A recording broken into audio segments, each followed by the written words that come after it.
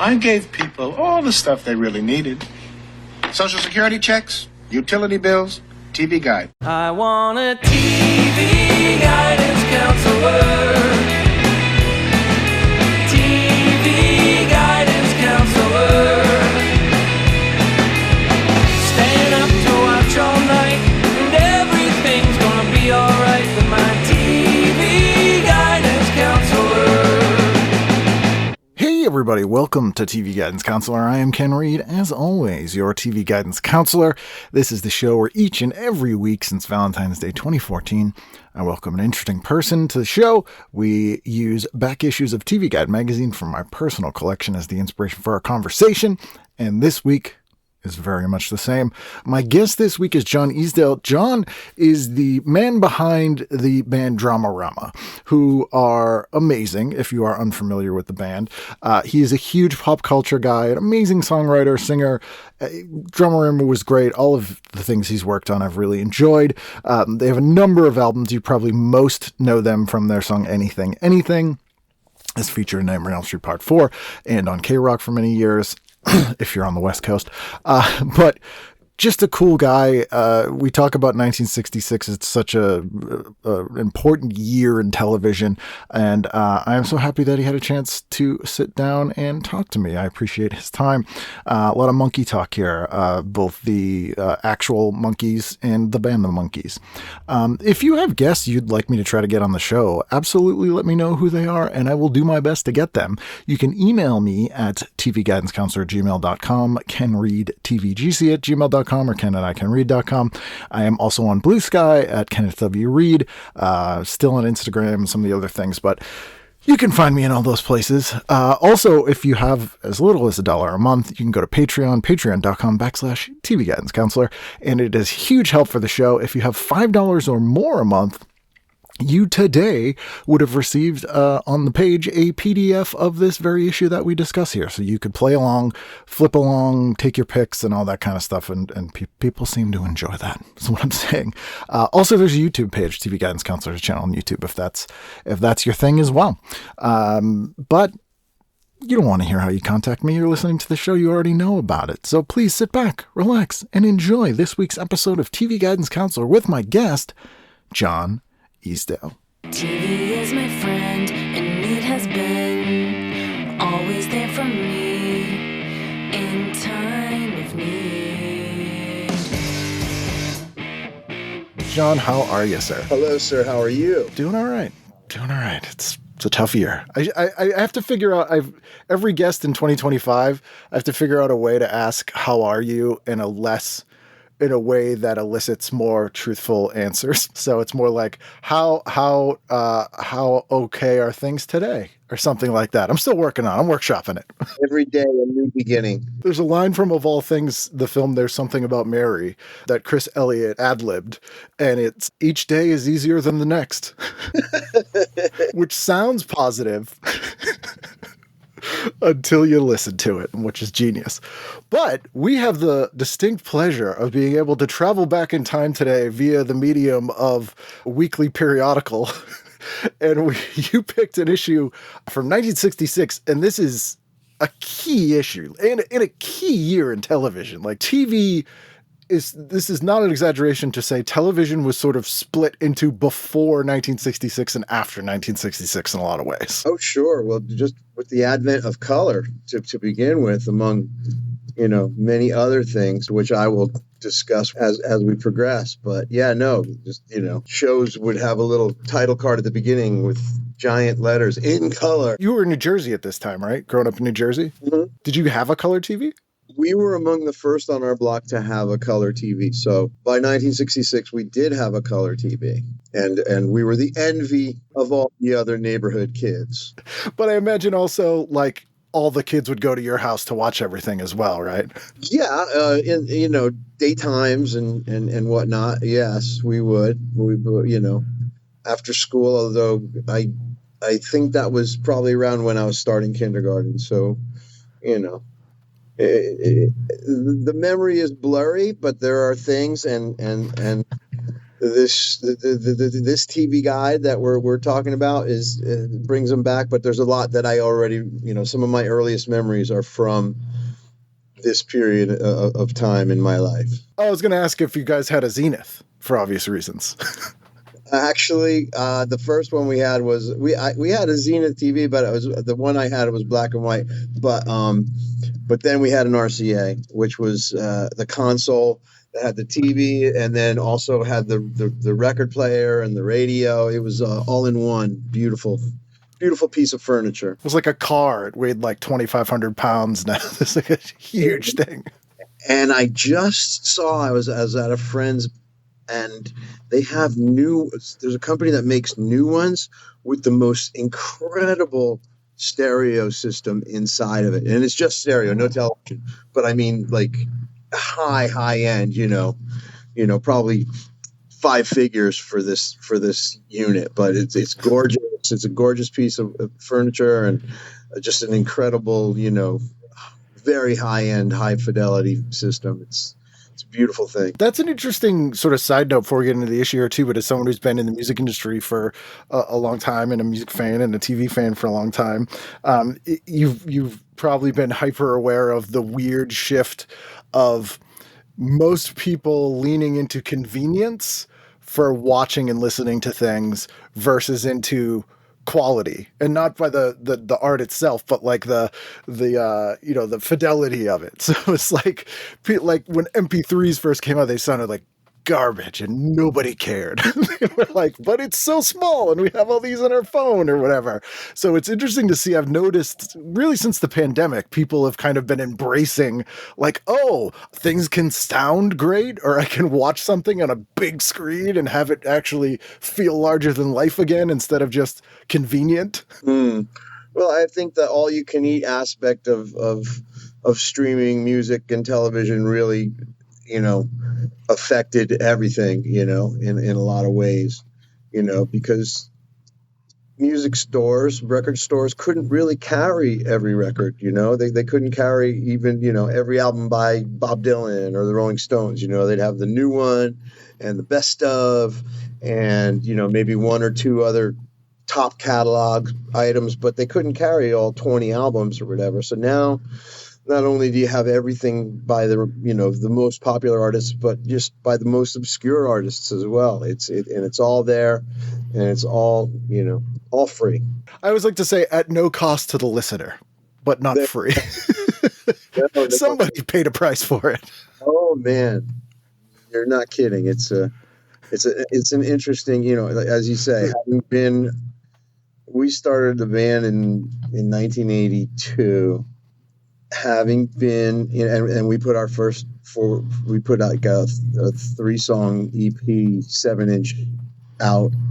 I think it came out in early '83. So having been a recording artist for all these years, I've seen it go from vinyl to, and 8-tracks and cassettes or whatever to CDs to MP3s and Napster to downloads, and now everything's no cost to the listener. I like that. That's better. Somebody made this and they put in some work, and that costs something. But the first thing, before we get to the listings here, immediately, like talking about music, the first thing that pops up here, right, first thing I see, the Monkees. 1966, we get the Monkees. And that's huge to me. Well, I thought we were going to wait till Monday to talk about that, but yeah, that is one of my earliest, most important memories, and probably the main reason why I do what I do. I turned 5 that same month. I was still 4 when this issue came out, but I turned 5 on the 20th September. And I remember, I don't think it was the very first episode because I wouldn't have seen it. I probably wouldn't have been aware of the hype beforehand. But I know I watched the first episode, and I know like it might have been the second episode. We were at a furniture store. My mother and father were shopping, and I threw one of the very few ever tantrums of my life because I was missing the Monkees TV show. And that show, completely, that's what I wanted to do, that, to the point of, living with my band and just being in band. That was my dream. And really, I mean, if you were a young man, of my tender years, the long-haired rock group was now an element on almost every situation comedy. They were on the Munsters, they were on Gilligan's Island, they were on F Troop, of all things. They were on the Flintstones, they were on every show, plus Ed Sullivan. I mean, it was everywhere, and it was not my mother's music, not my father's music. It was my music, and it made all the difference. And we'll see it in the programming here this week too as we go through. But 1966 also is sort of that perfect in the Venn diagram of like youth culture interests. We have like monster movies, spy movies, surf rock, garage rock, like that's kind of all what like teen or like kid stuff was at that time. The Monkees had a great Halloween episode, and it all kind of mixes together, to your point. Like, yeah, the Munsters also kind of, the theme song, like it was all this weird mixture of things that probably shouldn't have gone together, but go together so well. It was a strange amalgamation for sure, but very influential on my, viewing habits, listening habits, just everything. You mentioned monster movies, forget it. I was probably a little older when I started watching creature features on Saturday nights, but starting with the Universal monster movies, then I became, a cinephile. And I started going to the library and reading every book about every movie and all about the history of film. And I really educated myself. If filmmaking wasn't so difficult and didn't require a lot more effort and a team effort, you need 50 people to make a movie, where you can be in a band and just a couple of guys, and you can call the shots. So I think that's why I picked music. But I still think I have an encyclopedic knowledge of films up until about the late 70s, early 80s. Same with music. Encyclopedic, and then at that point, I kind of dropped off and just started doing my own thing. Well, it makes sense. Like, I think once you're making your own stuff, like you tend to kind of focus in that world, even unintentionally or not. Like you're, for a bit at least, your sort of discovery of new stuff gets a little walled off a little bit, just because it kind of has to. Mm-hmm. No, absolutely. And then, sort of side note, was Nightmare on Elm Street 4 the first time a Dramarama song was used in a movie? Yeah, that changed everything in a lot of ways, because the band had actually broken up at that point. We had made 2 albums, and we're pretty much, it was the end of the road. We had a horrendous European tour that we did, and when we came back, we had no money and no label. We were doing it ourselves anyway, but at that point, we already had 2 albums, and we pretty much alienated every major label in Los Angeles, because we were very DIY, and we knew better than anyone what was right. We were just arrogant fools. That's who makes music as young people. It's true, but we had a deal with Capitol Records, and they gave us money to do some recordings, and we did some, and then they said, "Oh, those are good songs. Here's some more money, do some more." And we were like, "No, we're going to make our own album." We were just very stupid, but hindsight, 2020, all that. And anyway, and then the director of Nightmare, contacted us and said, "We want to use this song in the movie." And luckily for us, we put that out ourselves, and we licensed it to a French label. But we still, to this day, we own the master recording for the song that was used in that film. So they had to come straight to us. We didn't have to. There were no middlemen, really. It was just the band, and that got the band back together, and then we continued on from there. Yeah, Rennie Harlan. That movie is my favorite of the sequels, and I think it's probably the first time on the East Coast I heard you guys, because that song was played everywhere in LA from KROQ, but it was kind of, even though we didn't have, we had WFNX here, which wasn't quite the same as KROQ, but it took for that movie to be able to kind of be exposed to it here. Nationally, that was the thing. That was the first thing that anybody ever heard of us. Modern rock radio was commercially wasn't a thing. I remember we were on FNX later starting in 89 or something, maybe. Yeah, that makes sense. And we were on the modern rock charts for our last few albums, but I don't even know if there was a modern rock chart in 86, 87, 88. I don't think so. Yeah. Might have been college rock still. Yeah. There was college radio, but that was kind of a weird kind of a thing that just played all kinds of really cool stuff, but it wasn't, it really wasn't until Nirvana and Pearl Jam and that whole scene came along that it coalesced into an actual mainstream kind of a thing. And by that time we were old, no one really wanted to listen to bands from the 80s. Guys who are 29. Yeah. We already had 3 albums. It was a weird time, but again, looking back, it's interesting. I would change some of the things that I did, some of the choices that I made, some of the arrogance and being a know-it-all and knowing what was best. And there were all sorts of decisions that we made and choices that we made that I would change, but not musically, just like business-wise. I hear that from almost everyone I know whose work I like, who did anything before the age of 30. I hear that exact sentiment, and I have it too. I feel like it's a universal. Did you go to the premiere to see it? When was the first time you saw it in the movie? Like, I'm just, as someone who grew up as a huge movie and a horror movie guy. We went to the studio. They went into a screening room it was me and my partner who they co-produced and we were the band leaders at the time, and Rennie and maybe another studio guy, but that was it. And he was showed us the scenes basically, and if you recall, it's interesting because it drives the plot and to a certain extent, so we were like, wow, this is so cool, and yeah, it was great. And of course, being a horror film fan and whatnot, I was really just delighted to be a part of that. And again, like I said, it changed the course of events in terms of what where the band was at before that and where we went. We got back together. We reconsidered our relationship. We all went to high school together. Oh, in New Jersey? Yeah. Everybody in the band, we all went to high school together. 3 of us graduated together.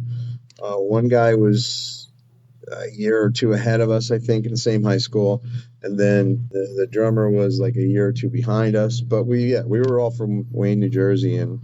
And even to this day, when Dramarama plays, the 3 guys who graduated high school together, we're all up there. Because you relocate to LA together then too. So it's like you also have that sort of us against the world, or like more like a unit kind of thing that way, instead of, being formed there.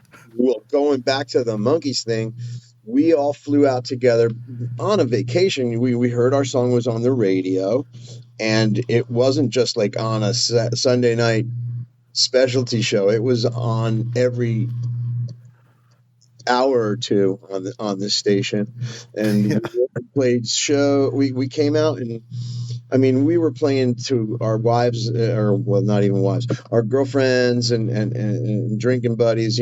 Yeah.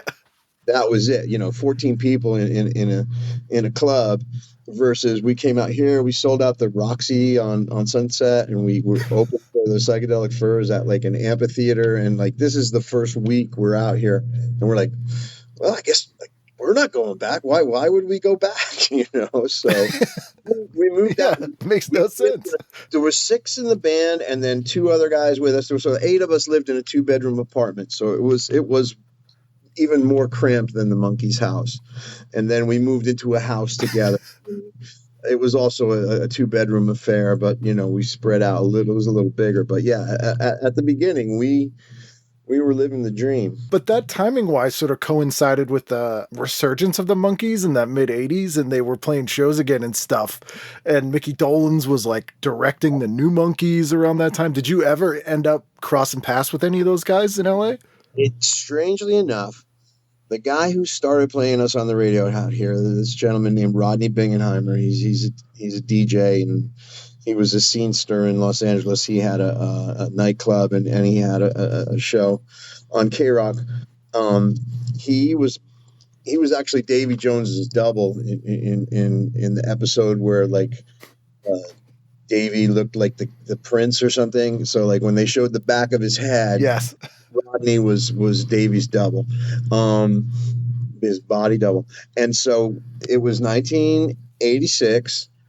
And the Monkees' very first show back after the MTV resurgence was in New York, and Rodney came out to New York for that, and he stayed at our apartment, which again we were all living in a 2-bedroom apartment in New Jersey, and he stayed with us then, and he said, "You got to come out to Los Angeles," and so yeah, the Monkees were integrally involved in that as well. Over the years, I've had the pleasure of meeting them all and performed on shows with Mickey and stuff. And still, I mean, I'm still, the Monkees, more than the Beatles. I was too young for the British invasion, but the Monkees, they were my be all and end all. I'm the same way. Like they, as like an old punk kid, like the Monkees had much bigger influence on the sort of 70s punk scene, probably because of the age of the people, to your point. But, when you have everyone from Minor Threat to the Sex Pistols doing Steppin' Stone, like, they're not doing Beatles covers. No. And the Monkees get short end of the stick when it comes to critical acclaim, because if you were an older teenager, or they weren't cool. They were bubblegum. They were the Partridge Family. They were made for TV. They weren't a real band. They didn't play their instruments. All of those criticisms from older kids, 15 and older, say. But if you were 6 years old or 5 years old, they were the best. And those songs were great. Yeah. Up until Bob Dylan and the Beatles changed everything. That's the way Tin Pan Alley wrote all the hits for everybody. Elvis didn't write any songs. Frank Sinatra didn't write any songs. Dion and Frankie Avalon and everybody. I guess Brian Wilson was Beach Boys were an exception, but early 60s it was all songwriters. Yeah, you had Lou Reed in the Brill Building. Yeah, well that's the thing. You had Neil Sedaka, Neil Diamond, Carole King, and Jerry Goffin, and all the people who wrote, and probably all those people are in the Rock and Roll Hall of Fame, but not the Monkees. Nope. And even Nesmith should be in there himself for the MTV concept. You would think he would get in there on a solo, but that's a whole other conversation. Oh man, he was such a great songwriter. He was such a great, brilliantly talented musician, singer, songwriter. And then, yeah, with video and all of that, he also pretty much, not single-handedly, but he certainly pioneered a lot of the country rock stuff that was going on, or was doing it at the same time as the Byrds and Buffalo Springfield and whatnot. Yeah, that first national band stuff, like the original version of Listen to the Band, and then even like Winona and like just producing Repoman and his Elephant, like Nesmith's a personal hero of mine. It's weird because a friend of mine who was never even heard of the Monkees until the MTV thing ended up being their manager. And when they first came out for the first 10, even 15 years, they were kind of in that oldies package thing. And then this guy, he's a younger guy, he said, wait, you're forgetting all this wonderful catalog. And he got Nesmith back in the fold, and they were doing like, songs from Headquarters and all these, I guess they call them deep cuts, but I mean, if you saw the last few years of Monkey shows, they were really good. They were great shows with great players and great songs, and I'm glad I got to see those because they were wonderful. They're doing like Porpoise Song and What Am I Doing Hanging Around, and like that stuff that wasn't the radio hits were just such good songs. Yeah. Yeah, so my friend he worked at Rhino, and he was the one who got them to actually, I guess they ended up purchasing the Monkees. So now Rhino owns the Monkees lock, stock, and barrel, and he became their manager. Rhino Records is such, again, I could do a 25-part podcast about Rhino, just because that I don't think they get enough credit for all the compilations they did and the sort of tongue-in-cheek but reverent releases of kind of obscure stuff. Like I remember they put out like a 3 LP set of just all different versions of Louie Louie, which is kind of a joke but also was amazing. Like that was sort of their lane, and they were kind of the only people doing that, and just exposed so many people to so much cool stuff with all that, which, I feel like they don't come up enough anymore, but all their compilations were like key to like musical education for me growing up. Well, the guys who ran Rhino, they sold it to Warner's. So Warner Music owns the Rhino name and whatever their intellectual property was, which really they didn't own a lot. They used to license a lot of things, but then Warner used to put all the old Warner stuff out through the Rhino label. But the guys who ran Rhino, then they started another company called Shout Factory, and so now they do all the same thing that they were doing for music for television. So they get all this, like Speed Racer and all these old television programs, and they've acquired those, and they have an amazing little company right there. They think they did the Lancelot Link Secret Chimp release, which I didn't know there was such a thing. I have all that like on VHS. Oh man, I love that show. You gotta get the DVDs because there's a documentary and they find Lancelot Link himself, who's still alive. Oh yeah. Well, I have very, as I don't know if you saw that. I think it was called Chimp Crazy, the recent documentary that was a TV show that was on HBO, but it's made me rethink all my love of chimpanzees. I used to give my father like chimpanzee birthday card every year, and in fact, one of our videos has a chimpanzee in it, and I mean, love them. And now I'm like, I'm a bad person. We didn't know though. Like, it's cute, and we didn't know that. Yeah.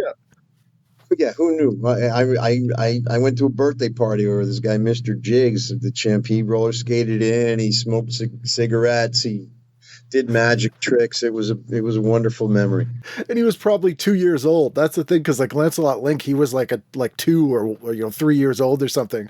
Which is they go visit him, and he's in like a retired chimp sanctuary now, and he's like 60 something. That's when they're cute, is when they're little. Yeah, they get older and they're just like old men. Yeah. No doubt. I do have to seek it out. I have to find that. If you can't find it, let me know. I'll be sure to get it to you. But let's dive into it then. Let's do Saturday night. And what'd you pick? If I was doing Saturday night, I probably would have picked Jackie Gleason because that's what I would have watched.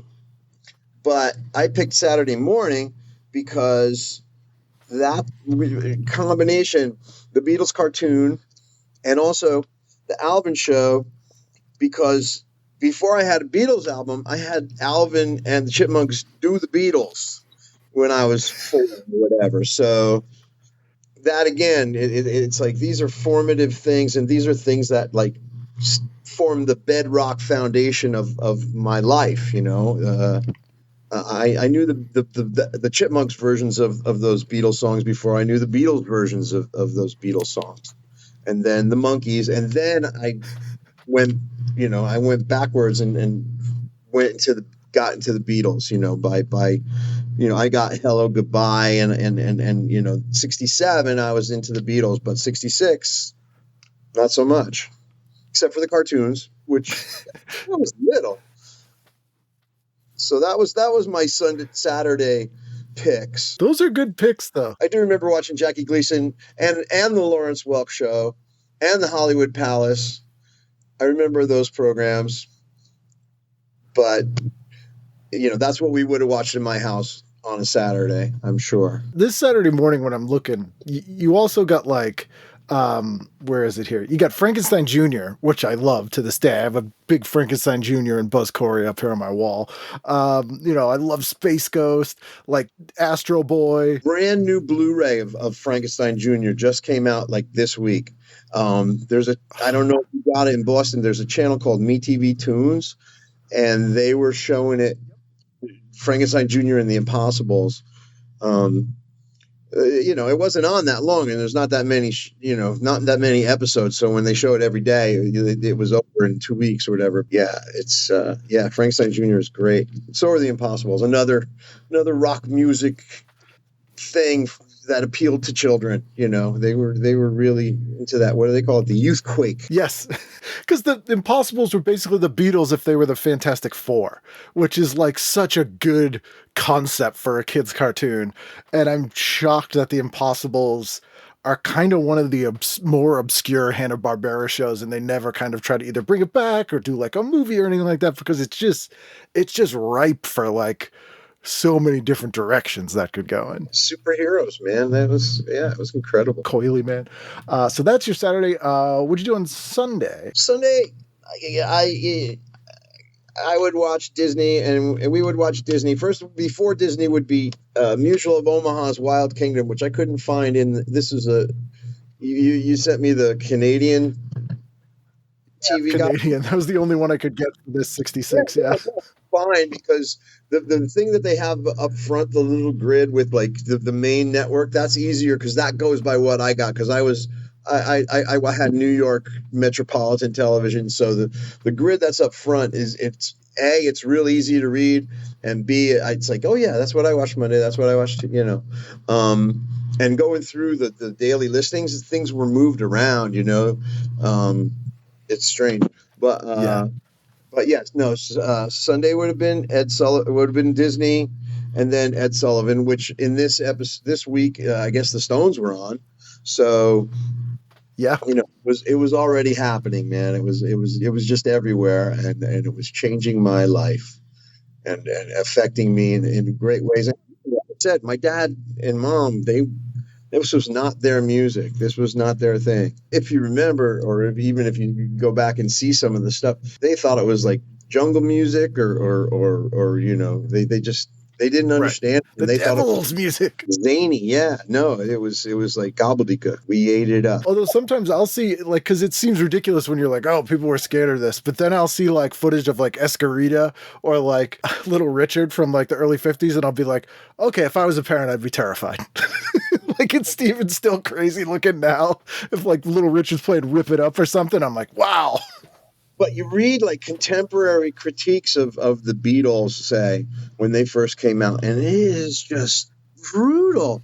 They just like they thought it was like caveman music, just primitive, stupid, dumb. It was just horrifying. And in retrospect, it's funny to read because the Beatles were the Beatles and still to this day resonate. It's funny whenever there's those like historical moments of TV where like a rock thing happened, like the Beatles on Ed Sullivan, or in this case the Rolling Stones on Ed Sullivan. And this is the season premiere of the 19th season of Ed Sullivan. It's the first season in color. One of the things I love looking at is who were the other acts on that show. And this is crazy when I look at who else was on Ed Sullivan that night with the Rolling Stones, because it gives you this exact picture of how weird it was that they were on there. So you have Red Skelton, you have Joan Rivers, Robert Goulet, highlights of Holidays on Ice, and the Rolling Stones. Yeah. And if you watch those programs, you see the kids are screaming. He's like, he would have them on first, and then he'd have them on last. And in between, he'd have everybody else. And he had to like tell them to shut up and sit down. They'll be back. He was smart to have them on, but it wasn't his music either. He's like, guys, let Robert Goulet do his songs here. Well, if you've seen the entire episode of the first Beatles appearance, Davey Jones is actually on in a scene from Oliver. So synchronicity. And then I think the kid who replaced him in Oliver was the one from Lidsville. Jack something. HR Puffnstuff. HR Puffnstuff. Yeah, no, Lidsville was actually Butch Patrick from the Munsters. Yes, And you're why, right. why do The I remember Munsters. that, but I can't remember so many things that happened in the years since. But yeah, I remember, Butch Patrick, Lidsville, come on. Of course, everyone knows Lidsville. Yeah, it was. I can't remember the name of the kid's name, Jack something, who was on HR Puffnstuff. But I feel like he was Davey Jones' replacement in Oliver as the Artful Dodger. He actually was in the film as well before he was in HR Jack Puffnstuff. Wild, was that his name? He was in Oliver. Monday, you're doing the Beatles? I mean the Beatles, the Monkees? Yeah, Monday, the Monkees, of course. Of course. We've talked about that a lot, but it goes without saying, or I can't emphasize enough just how influential that was on my life and choices that I made, that I still make to this day. It's like rock and roll is, I ate it. And of course, at that time it was, I don't know, I lived through the period where rock and roll was the most important thing, and maybe it was the most important thing to me, but it really did have such an impact on culture and everything. And now it's kind of like jazz was when I was growing up. Rock and roll is no longer the music of the mainstream. It's not what the kids are listening to these days. It's watch the Grammys or something, and it's like, if they have the Foo Fighters on, for one song, 2 minutes, that's all you get of rock music on the Grammys. Not that the Grammys was ever really big into rock, but you know what I'm saying. Yeah, it's almost retro when you see it. You'll have like a pop act come out and it's like they're doing Grease or something. Yeah, it's fringe. It's definitely fringe. But still, it meant so much to the children of the 60s and 70s. And even the 80s, I guess. It's when we started. It was still pretty important to us. I have a theory that someone smarter than me could probably write something very interesting about, but it's that rock and roll was specifically tied to innovations in visual mediums. So the rise of rock and roll sort of was the rise of television in people's houses, and then was reinvigorated when color came in, which is when you get that British invasion. And in the 80s, you got MTV tied to it, which is another huge boom. And then kind of there's no more visual sort of medium or booms that kind of could drive it any further after that. And if you look, beginning primarily with Hard Day's Night and the editing technique and the fast cuts and the wackiness, and then the Monkees took that and ran with it as well. But from that, and then the influence it had on MTV and just everything now, fast cuts like that, you never saw anything like that except in avant-garde filmmaking. Other than that, it was a lot of static shots, a lot of long takes. There wasn't a lot of chop 3 second this, that, boom, boom, boom. That didn't exist before that. Yeah, unless you're watching like Buñuel movies or something, like. Absolutely. Like I said, avant-garde, yeah. But aside from that, no, it was, it wasn't the way things were done. But it's interesting that, and I swear I'll move on from the Monkees, but this has occurred to me that one of the reasons that show was able to find this resurgence in the mid 80s on MTV is that because it felt exactly contemporary, because it had all those things that were videos now, and it didn't seem old in any way, because that's exactly what everything on the channel was like. And that's such a strange phenomenon to be able to have something that's 20 years old that was so kind of ahead of what was going on that you air it with other stuff from that year and it just looks like stuff from that year. Well, and it was all about the music, the song parts, because the actual, the plots and acting and scripts were very, very, now when I watch it, it's like, oh, that's cringeworthy, very, not brilliant comedy by any stretch, not Monty Python, or Saturday Night Live or whatever, it's not immortal comedy. It's the music scenes. It's the songs and those scenes that really like fit exactly like what you say. The haunted house, which they were in like 4 different haunted houses, I think, and gangsters, and so many, just silly stories that were really just thrown in there to be like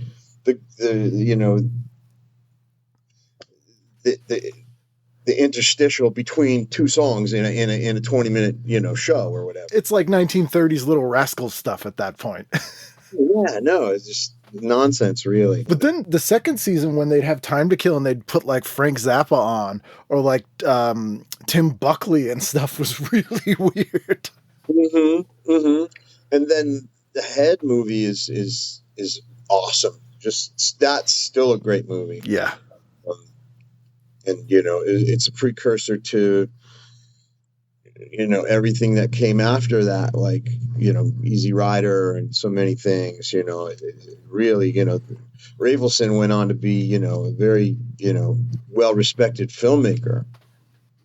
5 Easy Pieces or whatnot, but yeah, at the time that was like a super flop. That was like that. I don't even know if it ever. Oh yeah. I saw it in a Saturday matinee. It was like one of the kids' movies that they showed on. Like, it was only on Saturday afternoon. It wasn't on like at night. It was just a Saturday afternoon for kids. And we went to see it, and we was like, "Oh my god!" It's so not a kids movie either, which is the funniest part too. Like, I get why they would put it on then, because they're like, "Oh, kids like this thing," but then it's like, it's so not a kids movie. That warped our minds for sure. Long before drugs or anything like that reared their ugly heads. Our mind, we were tripping on that Head movie, which is a whole other thing. But it's funny to see what movies they would put in the late '60s and into the early '70s for kids on matinees. And there's a famous story where Roger Ebert, the screening of Night of the Living Dead he saw, was a Saturday afternoon matinee for kids. And so his review of Night of the Living Dead is in that context. It's like, we're going to show some cartoon shorts, and then here's Night of the Living Dead. Oh man! Oh yeah.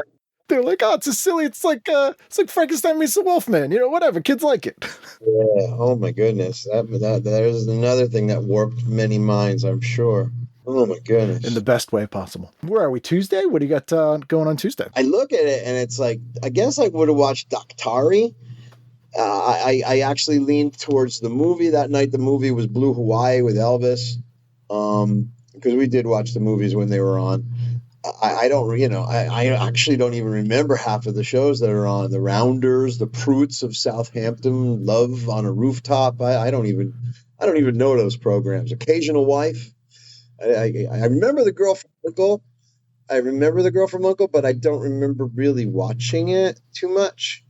So I picked the movies, although Daktari probably would have been what my mom would have showed me because it had animals. Had Clarence the Cross-Eyed Lion and Judy the Chimpanzee. Another thing that I have vivid memories of and that I haven't seen since, I don't even know if it was ever in reruns. But yeah, Daktari probably would be the show that I watched the most of that night, and the movies. Funny, a lot of these are kind of lost media, like those shows that like you don't remember or never heard of just because they were either on for such a short time that they never made it to reruns, or they were lost when companies were like, wipe the tapes, we're going to reuse those tapes, and the masters were just gone. I remember I had Steve Binder on, who produced Elvis's 68 comeback special.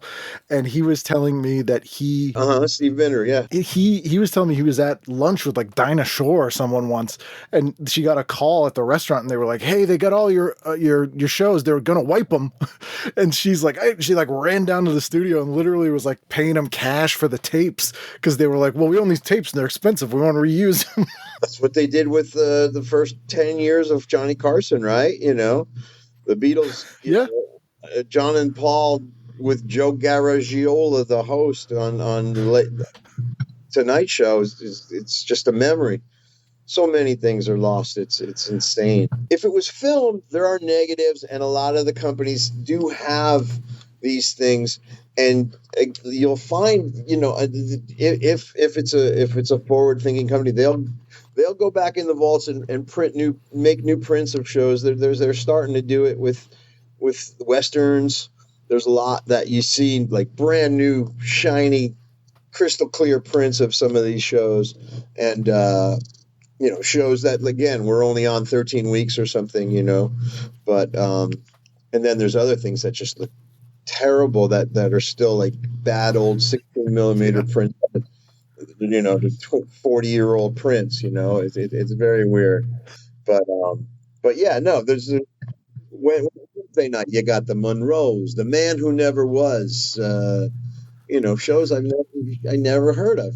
But you also have Batman, which, yes, aside from the Monkees, was, that was it. And the Monkees and Batman, forget it. That was me. That was my life. That was everything. And to this day, Batman, comic books, superheroes, I can't get enough. I read them on the Kindle now, but I still read them voraciously. Me too. I am a lifelong comic guy, and I love having the Kindle because as much as I'm like a love analog stuff and feeling a comic book, I just actually end up reading or rereading so much more because it's convenient to read it in bed on my phone. And the idea that if someone told you as a kid in the future you could have a little remote control size thing that had 200,000 comics on it and you could pull up anything you wanted at any time, like that would seem like the most science fiction idea ever. And that's it. You can go back and read things that you missed, which is,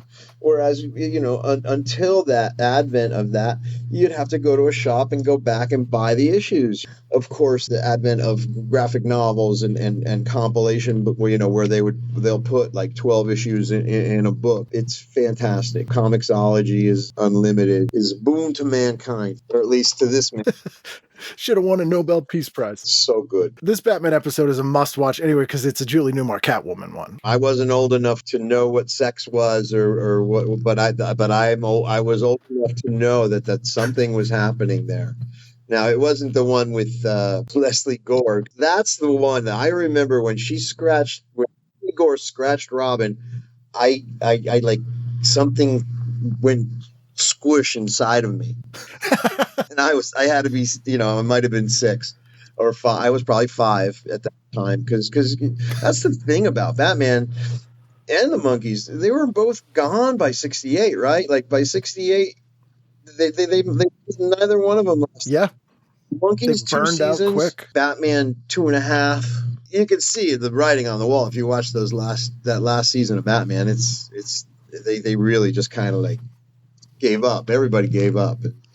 It's sad. They tried that weird thing where they were like, oh, this is a hit show, let's put it on twice a week.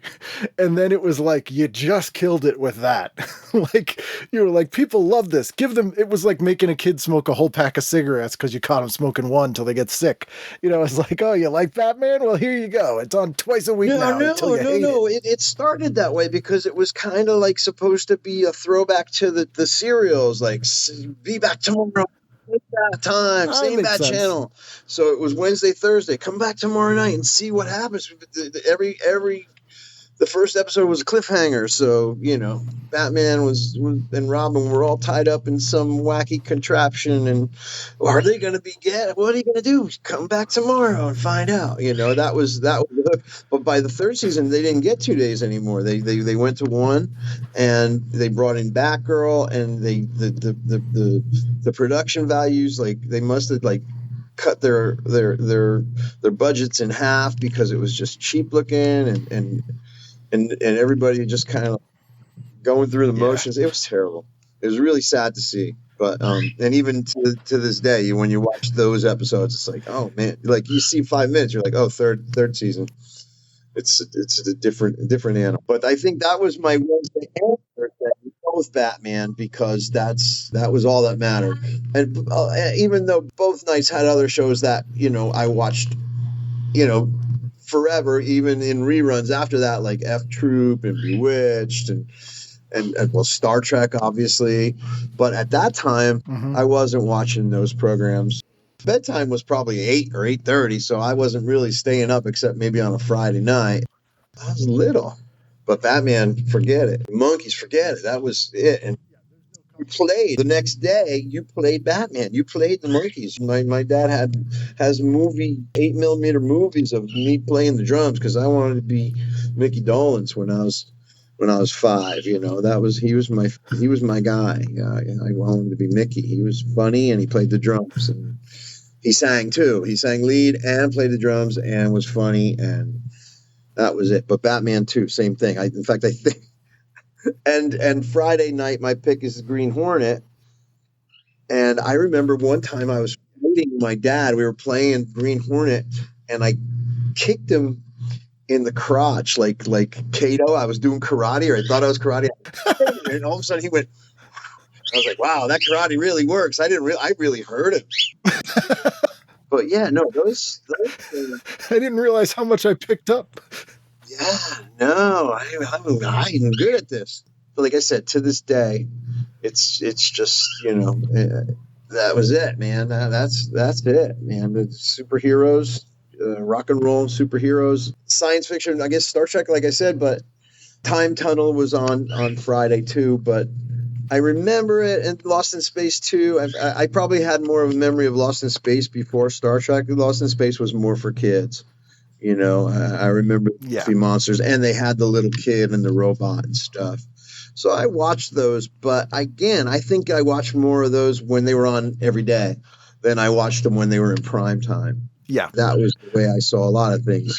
A lot of the things that were on in prime time at that point, but I was Batman, Monkees, Ed Sullivan, rock and roll and superheroes and then monsters. Cartoons. A few years back, I was moderating. I was working at Comic-Con, and I was interviewing Mark Goddard from Lost in Space, and Adam West was one of the other guests, and him and Adam West were in a TV show together called The Attorneys or something like that. And I forgot that Lost in Space and Batman were up against each other on at the same time. And I was like, "Oh, you and Adam West were in the show, whatever it was, The Prosecutors or something." And they kind of got into an argument about it. And they were like yelling at each other from across this convention because Goddard was like, "Our show was a black and white, real sci-fi show. And then after season 1, we had to change it to be a dumb kids show about the stupid robot to compete with Batman." And it got into like an argument. It was amazing. Dr. Smith, the first season, he was the reason why they were lost in space. And he was a very, very different character than he became this boob, this goofball. They totally changed his character and totally changed the tone and aspect of the show. It's absolutely true. And Goddard was spot on. He was correct, but that was a very weird. That was like the weirdest Thanksgiving dinner ever. I had to be like, "Gentlemen, please." I never had the pleasure of being in a room with Mr. Goddard, but I had been on several occasions with both Adam West and Burt Ward, and both of those cats, they were changed by that experience. I think, because they were, for that brief period, the most famous people in the world. And like, again, it was a brief period, but Adam West was never the same, and he'd show up at those things, Comic-Cons and other kind of things like that, and yeah, he was a weird kind of a guy. Very strange man. I have a video somewhere of I was doing stand-up at a convention, and Adam West was there, and he threw his back out.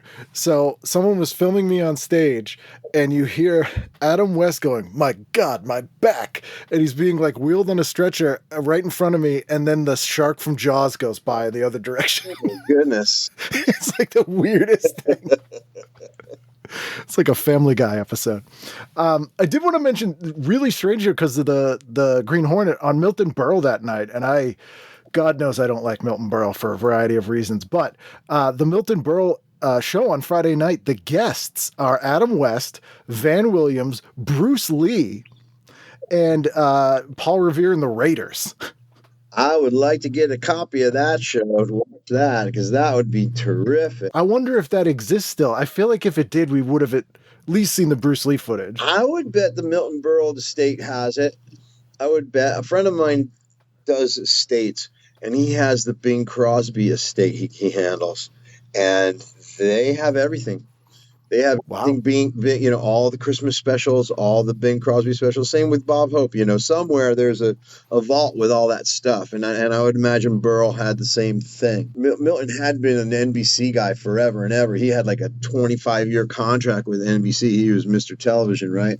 So that must have been cool. Yep. I recently saw a Hollywood Palace from around that time with Batman was the host and did some musical numbers, which I don't remember seeing when I was little because I'm sure I would have remembered that. It captured the zeitgeist. It's nutty. There you have it. To wrap up, and I ask this to whenever I have musicians or songwriters on, what's your favorite TV theme song of all time? Oh, that's really tough. I guess I would have to say Batman, just because, or the Monkees, one or the other. But really, I don't know. I have to think. I have to think It's tough. hard about that. You ask me today, Batman. Ask me tomorrow, it's the Monkees. Ask me next week, it could be McGill Gorilla. That is a good one. I love, and I really do like the music for Johnny Quest, Top Cat. A lot of the old Hanna-Barberas had really good songs for theme songs. Oh, yeah. And even like the music throughout the episodes was great. Like Birdman has great music throughout the whole, like all just very like good sort of cinematic. Like it doesn't sound like cheap cartoon music. Oh no, not at all, not at all. Although I mean, he could do that cute stuff. I think the man's name was Hoyt Curtin, who did most of it, and tremendous, tremendously talented. And it was a very small operation, the Hanna-Barbera Studios. It wasn't part of a big company. It was Joe and Bill and probably like 10 guys. That they brought along that used to work at MGM with them, and what an incredible body of work they put together in the 60s. Then in the 70s it kind of went. I mean, I guess they got bigger and they started farming stuff out to Japan and whatnot. And they weren't hands on as much. Yeah, I always said once a cartoon, either if they weren't a band in the cartoon, all of a sudden were a band and also were in space, you knew that Hanna-Barbera was just like, I don't know, whatever. That's the thing, yeah. Well, yeah, Gilligan's Island in space, Partridge Family in space, Laverne and Shirley, Josie and the Pussycats in space, and it wasn't a good thing. I don't know if the Brady Bunch were in space, but I would love to see, and I'm sure they're on YouTube. I really haven't done the deep dive. I'd like to see like the Jackson 5 cartoons or some of the other Rankin Bass cartoons that they did at the time. A lot of that stuff never, it's all, and if you do see it on YouTube, it's a very, very old prints that somebody dug out of somebody's closet. Syndicated. They're faded and scratched and hard to watch. That's my wheelhouse, as they say. I don't know what that word means or where it came from, and it's probably not even new anymore, but now that's... We all know what it means, even if we don't know. Oh, no, I know what it means, but I don't know where it came from. I don't know what a wheelhouse really is. But back Me either. 20, 30 years ago, I spent hundreds of dollars on VHS copies, fourth generation of all of those Milton the Monster, just cartoons that were on for 26 episodes, 26 weeks, and they were gone. But I remembered them fondly. Marine Boy, I had horrible, horrible copies of that. And now if you see the new ones, they're just like, it looks like they found the negatives and they struck new prints, and it looks insanely good. It's incredible. Yeah, you can see like the layers of acetate on like the animations thing. It's amazing. Yeah, no, it's in some ways I really don't like the newly restored some of the Looney Tunes and things, because the colors are too vivid. Same with the Disney things. It's not supposed to look like that. It never looked like that. Now it doesn't look right, but that's what they do. They put the old wine into a new bottle and sell it again. Yeah, I mean, we're watching those things on little TVs, usually black and white. Mm-hmm. And so even though they were shot on film, and they were, to your point, a lot of them never intended to be shown like that. No, it's crazy. I have far too much knowledge and memory of things that are literally trivial. Pop culture will survive in the apocalypse if we make it through. The thing that blows my mind is like, I think I know too much and I care too much about these things, but then there's people who like really, really, really like that guy cares too much. You know what I mean? I see them and they know, they know everything about everything. And I'm like, I have a fond memories of these things and but nothing like the just crazy kind of knowledge that some of these people have, And so I've learned to keep my mouth shut. Well, you have a normal person's knowledge. Yeah. I don't know about normal, but, someone who likes my world. Yeah, I'm not. Yeah, I don't know. It gets into some incredible detail, and I guess everything. There's Monkees people like that. There's a book every day, like they do about the Beatles, but they do about every day about the Monkees. Like what happened on October 1st, October 2nd, October 3rd, 1966, like day by day diary of the Monkees. It's like what Mickey was doing, what Peter, where they were, and I can't imagine time and effort and research went into these things, but I can't even read them. It's just too much minutia. But that's the thing. I found the people who are that into minutia, it's usually they're specialists. Like they'll be like, I know everything about season 2 of Speed Racer. Like it's never even like the whole show. It's like specific seasons or like, or just one thing. It's like really, really specialized. And season 2 of Speed Racer is very good. Somewhere that you can find it with between YouTube and Internet Archive, you can find things that were hard to find before, that were impossible to find before. And you can find them, and they're actually like really pretty good copies. And it's like, wow, those things were impossible to find 20 years ago, And again, I'll pay $50 for a bad VHS copy of that, and garbage copy. Man, it kills me. And I did that too, with other things like David Bowie, when he was on TV in England or just things like that. It's the same thing. I mean, VHS, you have that on VHS, 1980 floor show, $50 and bargain. But that's what I try to tell myself is as bad as things get in this world, I'm always like, well, at least I can get holy grail things that I never even thought I would ever see, like in seconds, and watch them in good quality. Like I can watch Japanese shows I would have had to get an 8th generation bootleg of like Simba the White Lion or something. Simba is great. There's another one called The Amazing 3, which I only remember having seen at this age, probably when I was 5, and it was on for like 6 months probably, but about these 3 animals who were really aliens from another planet. It was another anime thing, and Tobor the Eighth Man, all these shows that, now I click on YouTube, there it is. It's all crazy. It's just so easy to find now. It's amazing. It's true.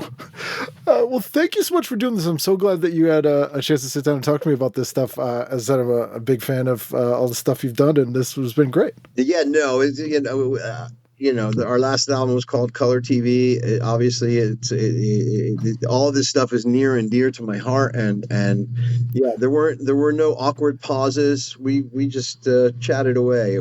I really had a good time. Thank you so much, Ken. I greatly appreciate your having me on and giving me the opportunity to share my when else can I talk about all this stuff? Who else can I talk about all this stuff to? It's all up here. But it's true. Do a lot. We got it together. Yeah, right.